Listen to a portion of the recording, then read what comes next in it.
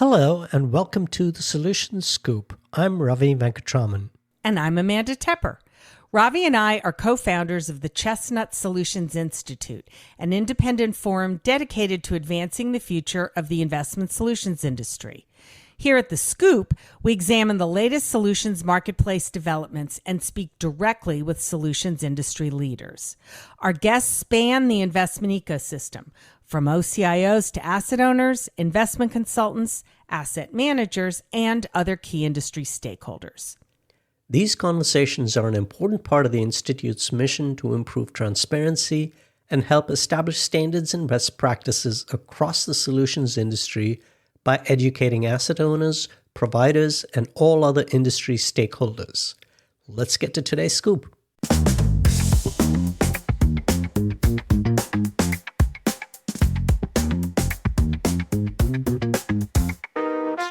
Let's get started. Good morning, everyone. I am Ravi Venkataraman, Managing Partner at Chestnut Advisory Group and co-founder of the Chestnut Solutions Institute. And I'm very pleased to welcome you to this virtual Institute event focused on pensions and investment solutions. We have a terrific panel of pension experts for you today that are going to share their perspectives on pension objectives, strategies, portfolio construction, opportunities, and risks in the marketplace. But before I introduce our panelists, let me take a couple of minutes to tell you a little bit about our institute as context for this event.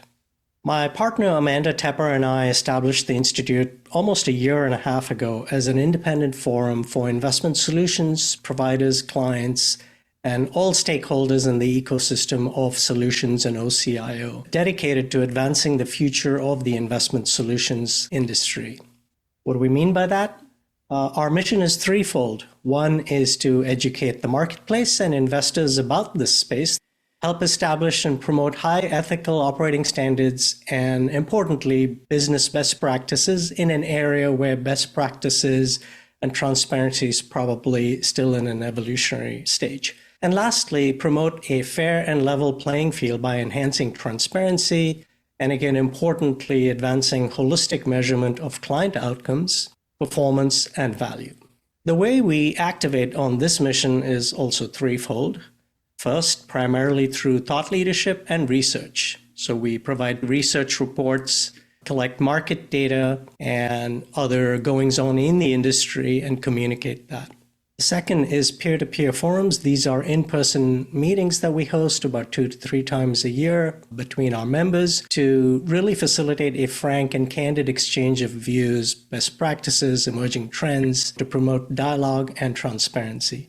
And finally, through events such as this, promote visibility and growth for the space and to explore emerging client segments, public conversations with experts from our member firms like we have today, and then connecting them with asset owners, search consultants, and other stakeholders. With that, let me turn to introducing our great panel today. First and foremost, we have Jeanmarie Grisi, Chief Investment Officer at Nokia. Jeanmarie is CIO of Nokia's pension investments for the past 8 years, and prior to that, she was the CIO of the Alcatel-Lucent pension plans before they were acquired by Nokia. Next, we have Jared Groves, Head of Institutional Portfolio Strategy, responsible for providing insights and solutions to institutional clients. Prior to joining JP Morgan, Jared was head of the Institutional Business Development team at PIMCO and a member of the Investment Solutions team. And finally, Eumene Lee, head of OCIO DB Portfolio Solutions at Morgan Stanley Wealth Management. He's responsible for delivering client solutions and portfolio management to the firm's DB and DC clients. Prior to Morgan Stanley, Eumene was a research consultant at NEPC, where he specialized in asset allocation plan design and implementing LDI solutions. So 3 pension experts, but from different parts of the pension space. So this is going to be terrific. Welcome, and thanks in advance for your insights. As of October 1, I am actually special advisor at Nokia, but I spent 25 years in the pension group, as Ravi said. My team and I oversaw about $27 billion of assets, including the defined benefit, U.S. defined benefit plan, and the $9 billion defined contribution plan, as well as some other post-retirement assets that Nokia has. The broader group also oversaw the Nokia's non-US plans, which is a different construct in terms of oversight. So thank you. Thanks, Jean. Jared and Eumene, I would love to hear a little bit about your book of pension business and how you work with clients. Certainly. Well, again, thank you for having me, and it's a pleasure to be here today and be part of this panel. JP Morgan Asset Management is among the largest and most diversified investment management companies in the world, and as such, we work with a wide range of institutional and retail clients. And on the institutional side, a wide range of pension funds, both corporate, public, Taft-Hartley, et cetera. Given the topic for today, I'll focus mostly on the corporate pension side of our business. But we are, I think, recognized in the industry as being a leading provider of active management across stocks, bonds, and alternatives in a wide range of strategies. But we also support those clients with a lot of thought leadership and critical sort of elements of partnership, including our long-term capital market assumptions, our peer analysis, and other ways in which we are able to add value. And that includes our multi-asset solutions platform, which is where we do sort of delegated and outsourced style investments for clients who are looking to delegate responsibility to an asset manager. And we've been in that business for a very long time and have built up, I think, a very successful franchise. So we'll speak, I think, about a lot more of that in detail as we go through the call today, but thank you. Thanks again, Ravi, and really great to be here. So Eumene Lee, Morgan Stanley, as Ravi mentioned, head of defined benefit portfolio within our OCIO group.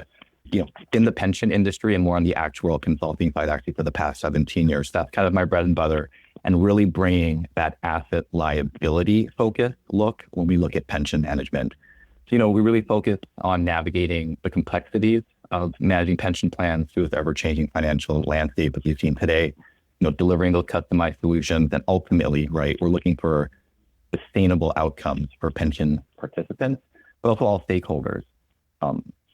Taking a broad step back, our OCIO group, we manage over 100 billion in assets across pension plans, healthcare organizations, endowments and foundations, and the global high net worth investors as well as institutions.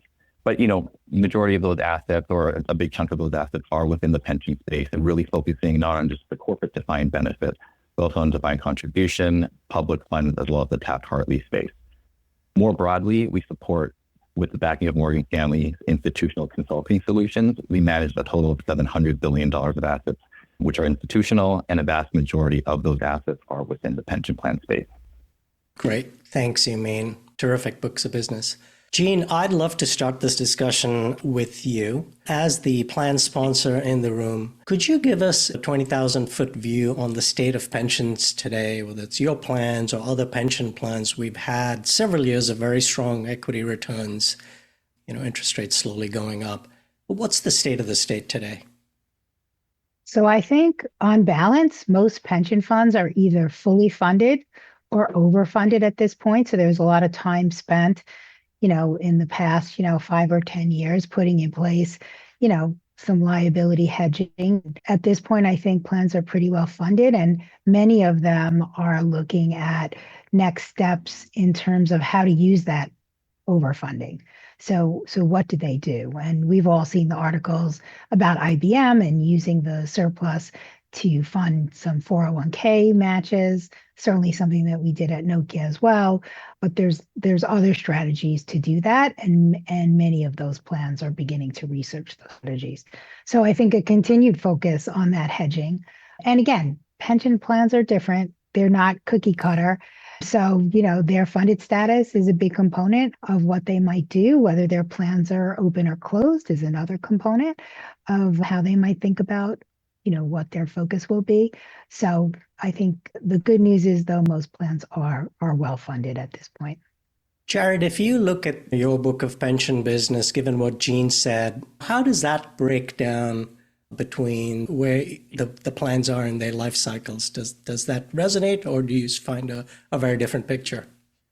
No, I think Jean really zeroed in on the single most important dynamic that has taken place over the last decade or more, which is the recovery and plan funding. If you go back to the era in the immediate aftermath of the global financial crisis, the average funding across large sponsors was in the 70% range.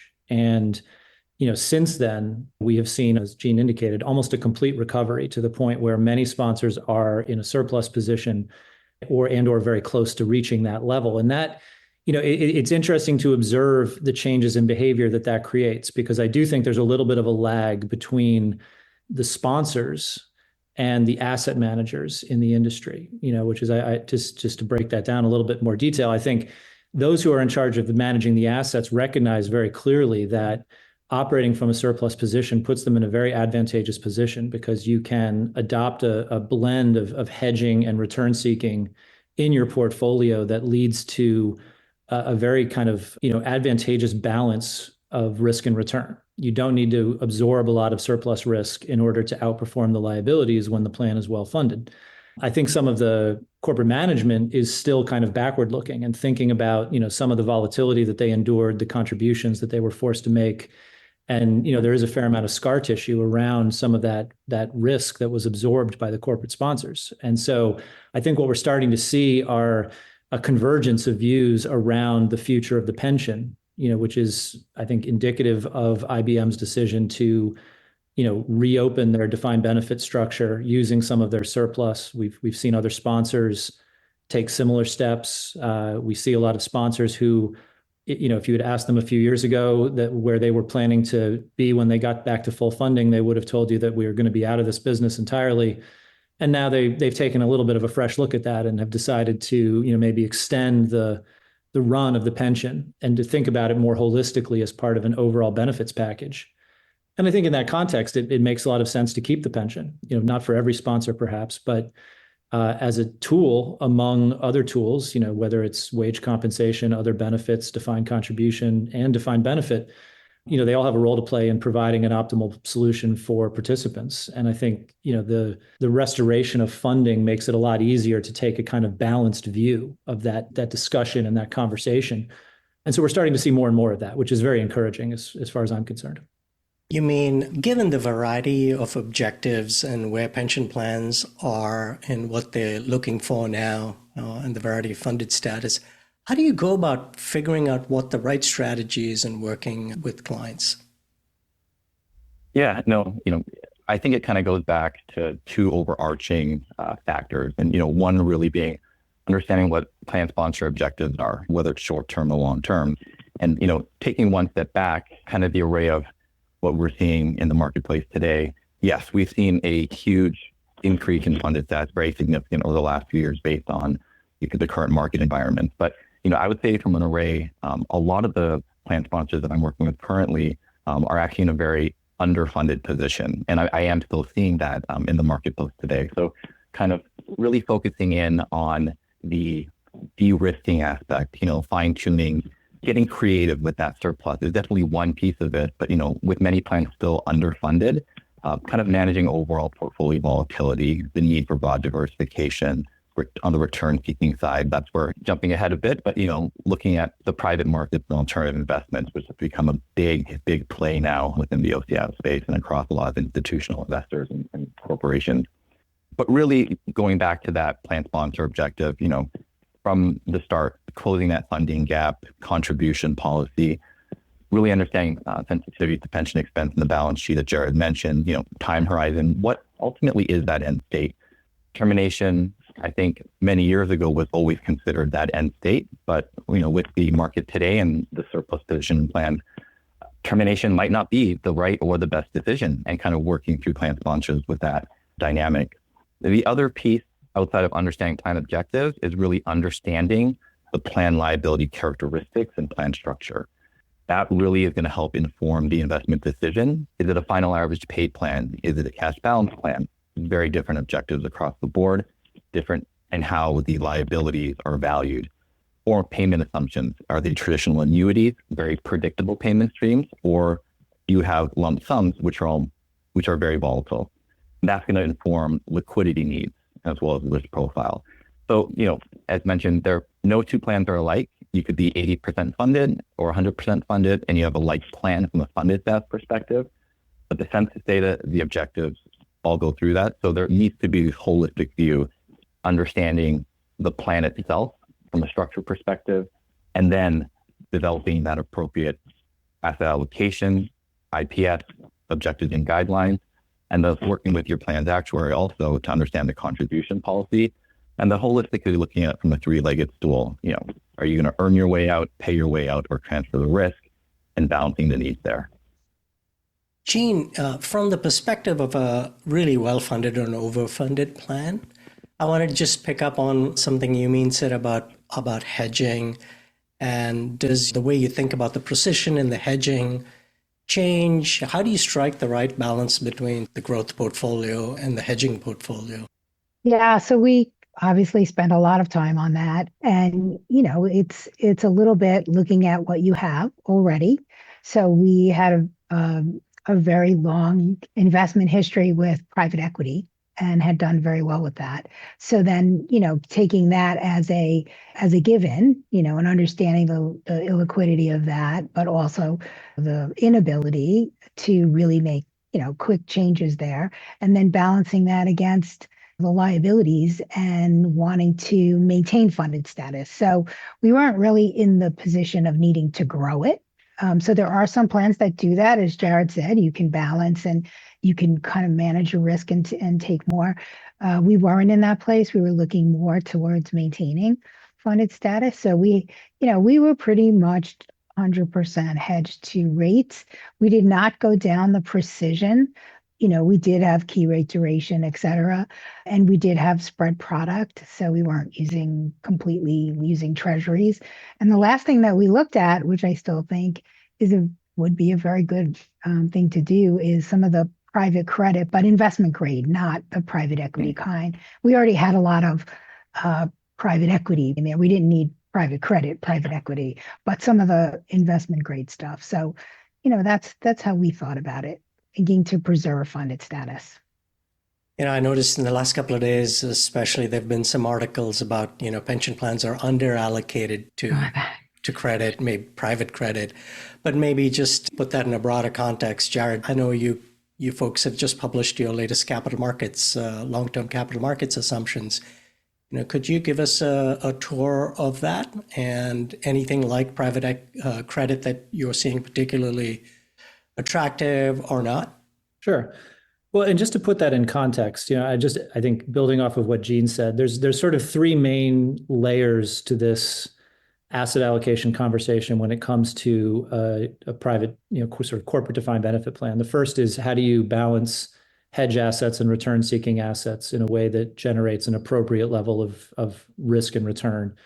And then within each of those two buckets, how do you distribute your assets to achieve kind of the most effective solution? And I think something that Jean hinted at, which is this degree of customization, is sort of interesting to just sort of pause on for a moment, because I think the trend over the past 10 to 15 years was for most pensions to increase the size of their hedge portfolios and simultaneously increase the customization of those portfolios to essentially better align them with what was seen as being the key risk factors in the liability: duration, curve, convexity, et cetera.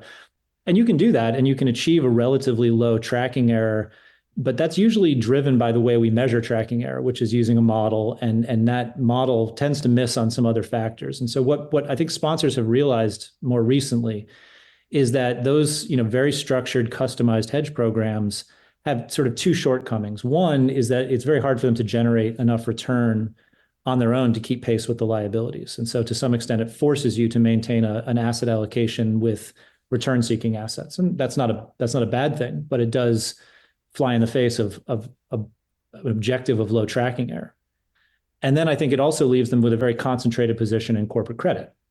And so what we're starting to see now is an awareness that hedge portfolios actually should be more diversified. You should essentially be willing to accept some tracking error dollar for dollar between the hedge portfolio and the liability in order to make those portfolios themselves more resilient. And so including things like securitized assets, particularly long duration securitized bonds, perhaps some high yield or crossover credit, which allows you to generate some returns and capture fallen angels and rising stars.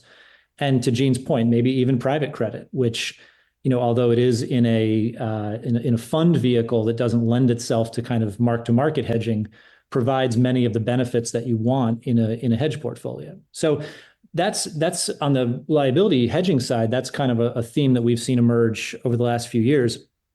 And on the return seeking side, just reflecting the better funded status of plans, we're seeing I think maybe less of a focus on long lock private closed end funds, traditional private equity and or real estate strategies, and more of a focus on open end vehicles or funds that have shorter average lives and a greater degree of income distribution. So again, things like infrastructure, transportation, core real estate, private credit, again, I think as Jean said, more in the high quality end of that spectrum. So, thematically, that's kind of where we see pensions allocating. As far as the LTCMAs, this year, just to be very brief about it, we've marked down our public market return assumptions slightly. That's mostly the result of higher equity valuations, which tends to be a precursor to lower forward-looking returns, given the high initial valuations. But we are relatively optimistic about growth and maybe to some extent inflation continuing to come down, and that's going to be broadly supportive for asset returns. So we're not forecasting a significant downturn in equity returns, at least not in the United States.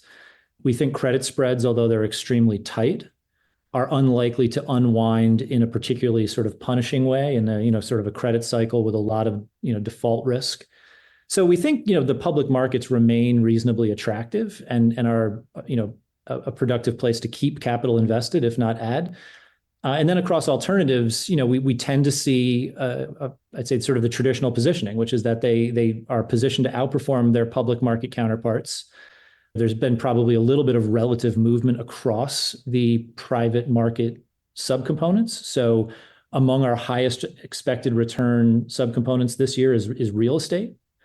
Real estate was very sensitive not only to some of the COVID effects, but also the effect of higher interest rates.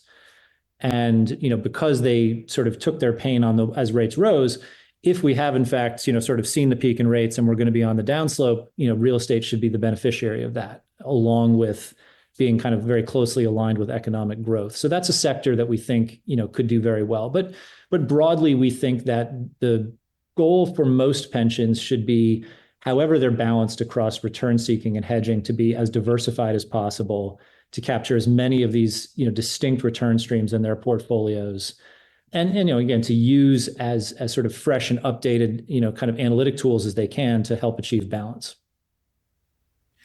Thanks.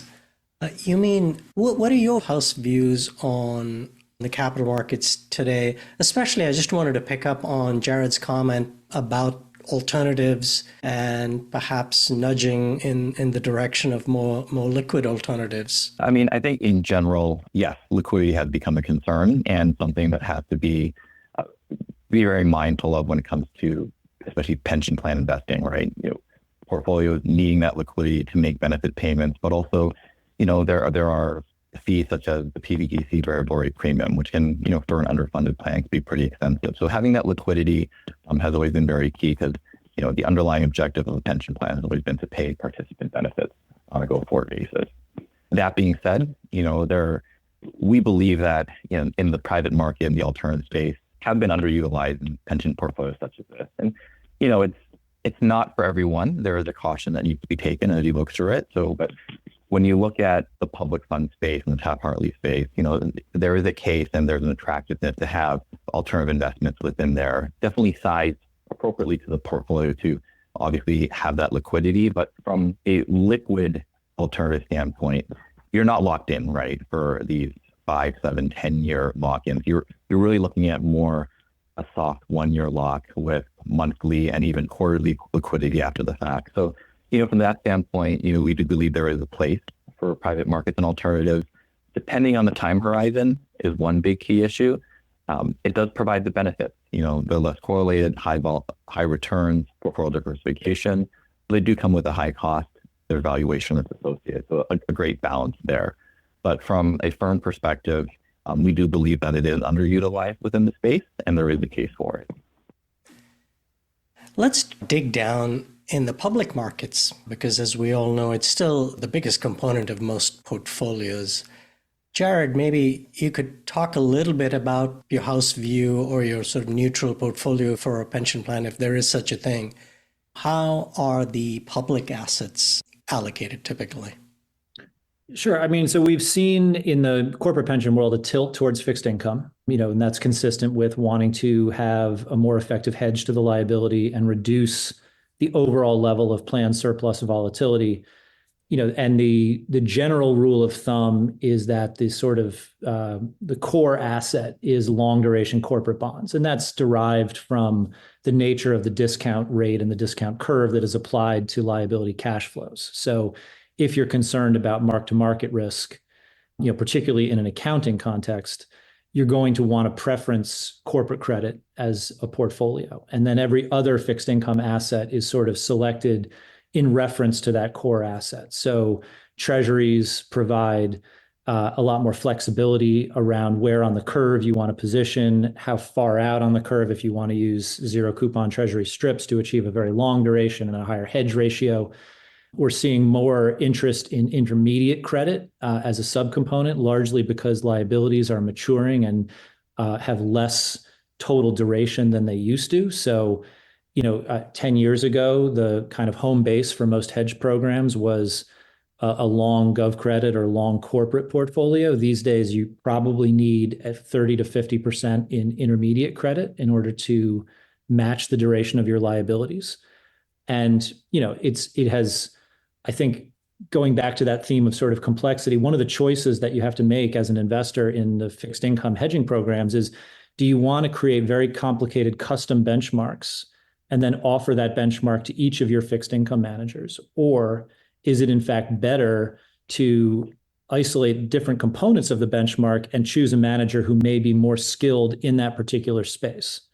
And I think what we're starting to see is more of the latter, which is, plans choosing an intermediate manager, a long manager, a treasury manager, perhaps a completion manager that uses derivatives. So in the public markets, credit is really the core component. And then it's a question of, if you want to add some additional return to your strategy, where do you find it? Or do you want to bring some risk diversification? I sort of mentioned securitized assets. That's been a very popular choice as a diversifier. Many of those are AAA rated, government backed. So they're default remote. They can't, kind of migrate out of investment grade, which is a benefit to a pension fund, but they offer attractive levels of spread, certainly higher levels than treasuries. Or if you want more return, people tend to look at things like private placements, high yield, private credit, et cetera. So there's a wide range of options. In the return-seeking portfolio in the public markets, it tends to be focused mostly on equity. As is sort of traditional. As equity programs have shrunk as a component of assets, broader mandates, that have, so for instance, global mandates that can cross over not only international and emerging markets, but also, in fact, may have some exposure to the US, are becoming, I think, much more common, rather than having multiple international and EM subcomponents in a portfolio. So people are trying to find managers with whom they can have a genuine partnership, where they can understand that the investment engine is fundamentally adaptable to all of these different subcomponents of the market, and then, really concentrate their capital with those managers as a way to both improve performance and also potentially reduce fees. Great. Jean, I want to come back to you and switch gears a little bit. In your experience, you've probably managed and seen every possible governance scenario in your tenure. I'd love your thoughts on how managing a large and overseeing a large roster of relationships, how has that changed? And ultimately, as you think about outsourcing, how do you think one goes about making that transition, and how do responsibilities change there? So, I have a team of really professional manager oversight individuals. So we used all external managers, and a lot of time was spent evaluating those managers from every perspective and then customizing guidelines. So not every manager, even if they're managing the same type of investment, is good at everything. So, not all fixed income managers are good at mortgages or structured credit and so a lot of time was spent by my team understanding managers and then understanding their strengths and weaknesses so we could customize how we use those managers. And, obviously the big change happened many years ago when we switched from largely equities to largely fixed income, right? That was the biggest change, like Jared said. And people had to be retrained because many folks were trained as equity. And then it's very different looking at an equity manager versus a fixed income manager. So that was sort of the first change. And from a governance perspective, we made the manager decisions in our team. I've seen other governance models where manager changes have to go up to an oversight committee. I don't think that's particularly efficient. And I'm sure investment managers hate it because it really, extends the process for a long time. Not that we had a short process. So I guess that type of governance, there's a trend, obviously. Nokia outsourced to Mercer, and there's a big trend right now to outsource providers. And maybe Ravi, later in the discussion, we want to get into maybe the positives and negatives around that. But I think, having people that really understand, like we wouldn't go into an alternative asset class without having individuals on our team who were really deep in it, who really understood it.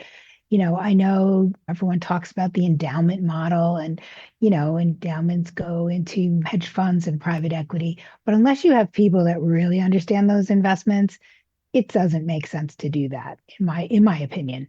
And so we had a lot of time and a lot of people, frankly, that were experts in those areas. Yeah, so let's actually dig into that. You mean as the relationship changes, and let's think about the OCIO context. So you pull in some of these decisions in-house of allocating to different styles and sub-styles, below the top level asset allocation decision. Mm-hmm. How do you approach that and how does it change? Last week, you may have been a single strategy provider to a large pension plan.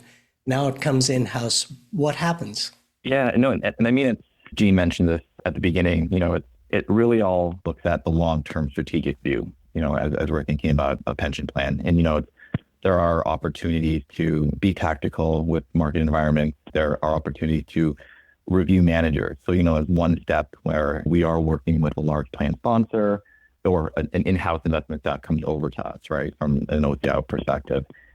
It's really about, number one, from a manager perspective, the research function, doing the due diligence and understanding the risks involved with these strategies and getting comfortable around it. And then how do you pair those strategies, but also size those strategies with the overarching allocation as it is today? As mentioned from Jared and Jean throughout this, predominantly back in the day, it was equities and fixed income. And, you had the need for more growth when things got more complex, liabilities, especially as they start to go from open, closed to frozen, you don't have as much of that liability growth rate that you need to keep up with. And, you're able to de-risk in transition, but it comes with a lot of other considerations. Across the board, I believe that pension expense, the balance sheet, that's always been kind of the neglected item. Let's de-risk our portfolio. And at the end of the day, wait a minute, what's happening to the corporate balance sheet from that standpoint? So a lot of things, I think corporate finance, a lot of times, especially in the smaller mandates, get overlooked and kind of have to deal with that perspective. So holistically looking at it from there. But, from a transition standpoint, due diligence is number one key, looking at the managers.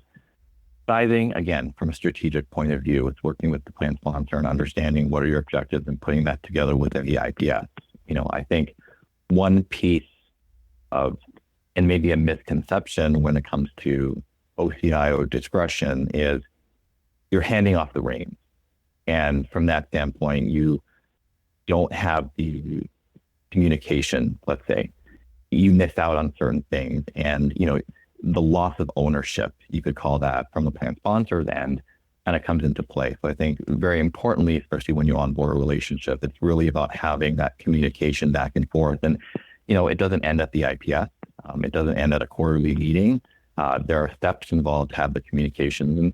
And, monitoring becomes a huge aspect. Monitoring from a funded status level, which is your ultimate success metric for a pension plan, but, monitoring your managers and so forth. So I think it takes the guesswork as you go from that standpoint.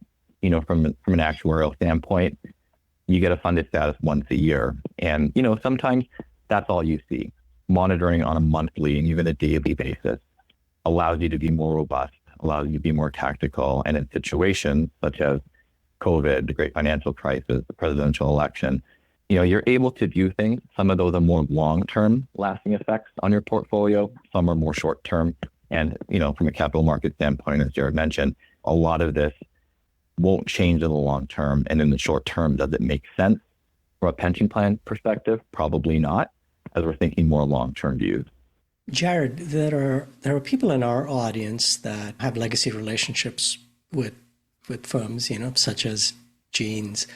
How do you handle legacy relationships? What should legacy managers do? Because there are some concerns if you go to an OCIO solutions provider, the entire roster gets fired. What is the appropriate way? How do they need to approach an OCIO provider?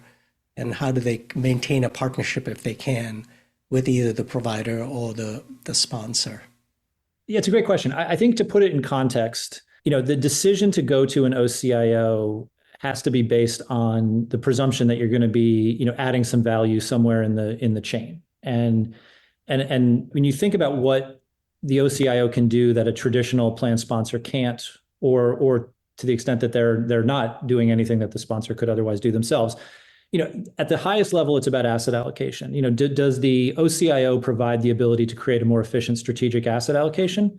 Perhaps. I mean, to be perfectly frank, most pensions or institutional investors that have any kind of scale are able to do that themselves. And the marginal benefit in terms of a more efficient strategic asset allocation is limited. Most investors already work with a consultant. They already have access to long-term capital market assumptions from places like JP Morgan and elsewhere. So, that's a job that they should be able to do pretty well themselves. And the OCIO can certainly contribute and maybe do a better job. And the second layer would be, manager alpha. And this gets to the question you asked about, does the OCIO ultimately select better managers? That's possible. I think it depends a little bit on the model that they choose. But again, I think a standalone investor operating for themselves with a consultant perhaps can choose good managers too.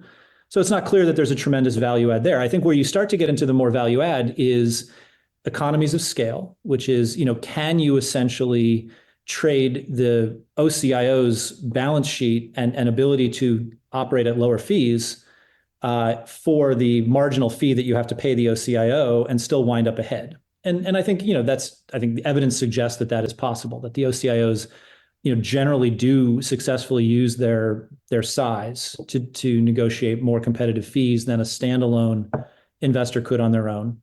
And of course, now that's going to depend to some extent on the size of the investor. If you're already a very large pension fund, you're probably not going to get as big a marginal improvement in your fee structure. Whereas if you're a very small pension fund, it could be very significant. So, those sorts of things matter a great deal. And then the final value add is tactical skill. And Eumene mentioned this a little bit. That is something that very few pension funds are operationally organized to be able to deliver, which is essentially reacting to real-time market conditions, tilting portfolios, rebalancing portfolios, moving capital from one risk position to another in order to optimize returns.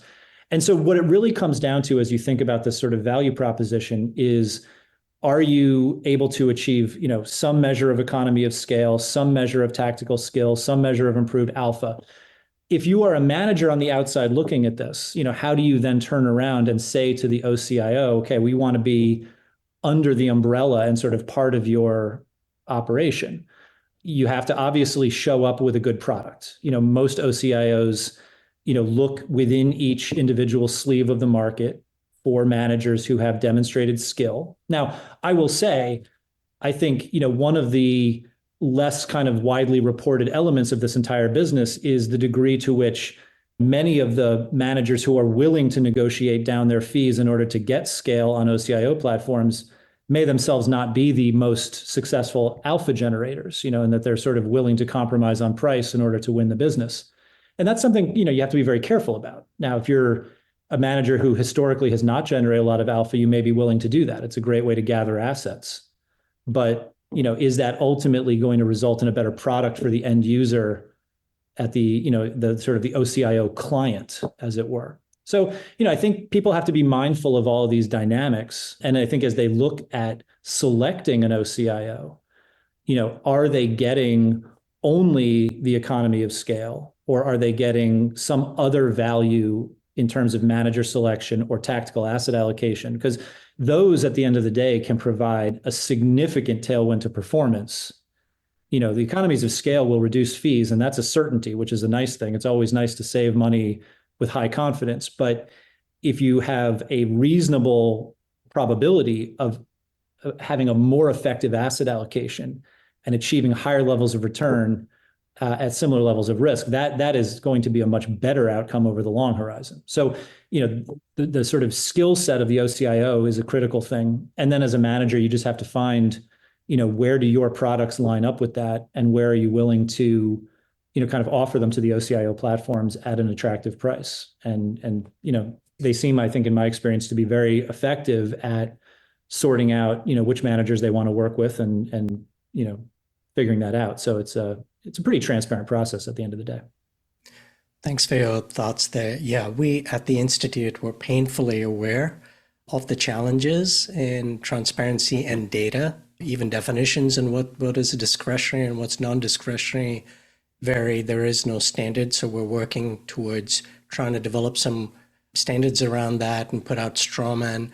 I think we have a ways to go in standardizing data collection. There is no centralized data. This is kind of like the traditional space, 25 years ago, before there were databases and norms and standards, certainly, and benchmarking and what's the appropriate way to benchmark OCIO is a whole topic in and of itself that we're working on. But maybe, on that note, Jean, come back to you. You had hinted on the pros and cons of outsourcing. Maybe you could share your thoughts there. Sure. So I think some of the advantages that are provided by the OCIO organizations are, we're going to do this all for you, which may be true. However, there's still a fiduciary monitoring aspect. And I think the part that is less well understood is you're now asking folks who have not been fiduciaries before, typically, or have, to your point, Ravi, an understanding of the definitions of what they need to be looking for, how to think about investment performance, or whether the OCIO is doing a good job. You're asking people who have not done that before to now take on that skill. So that's one aspect of it. I think there's another aspect, and I'm sure it's different at all firms, that on the conflict side. So you need to monitor as the organization that the OCIO is not driving the business towards, places where they get another stream of revenue, right? And so there's the whole conflict aspect of it. So I think that's a big aspect. And then in my mind, there's a very simple, who's waking up every day thinking about that plan? That happens at a plan, at an in-house organization. I don't know how that happens at a OCIO. So I think, there's that aspect of it. Being able to share confidential information between the corporate, I think, kind of alluded to this, is you're not always you don't always have the full picture when you don't have the experience and you haven't been around a long time. So there's that downside. I think it's more complicated, obviously, with large pension funds that have staffs, right? And there haven't been a lot of those deals done. But I think that's where the equation is complicated. And I think involving a fiduciary from the organization, an OCIO should be comfortable doing that, because if they truly believe they add value, folks like me, we're reasonable people, and we definitely look at facts. But I think what you avoid there is a situation where, a couple of years down the road, the situation gets reversed. And that has happened. We all know of large organizations that outsourced and then took the business back in-house because they were unhappy. And if you don't want to be in that situation and you want to deal with large plans, then I think it would be in your interest to involve folks that understand. So, I think it can be a great solution, particularly for smaller plans that don't have the resources. They can't get the breadth of experience on all the asset classes. An OCIO can provide that to them. So there are definitely advantages of an OCIO, but I do think when it comes to larger plans, it's a much more complicated equation. That's terrific insight. And I especially like your point about all that accumulated knowledge that staff have on an organization and their pension evolution over the years, and continuity could be super valuable there. We're just about close to wrapping up. I want to just offer one bonus question. Give you the right of first refusal. We've just had the election. What are your thoughts? Does Morgan Stanley have a view on how this might play out in the short to medium term with the economic policies that could be a departure from the past? Yeah, no, I mean, from a short-term perspective, you're really looking at kind of with the policies in place, some policies are a little bit more inflationary, affecting more on the longer end of the curve when it comes to fixed income. So from a pension plan perspective, right, as we've seen rates uptick, it's going to be interesting to see the dynamic with the Fed cutting cycle and so forth. But, there are some tactical opportunities to, dollar cuts in to extending the interest rate hedge ratio for certain plans if the IPS allows for it, kind of hitting at the higher end to manage funded staff volatility, but interest rate risk.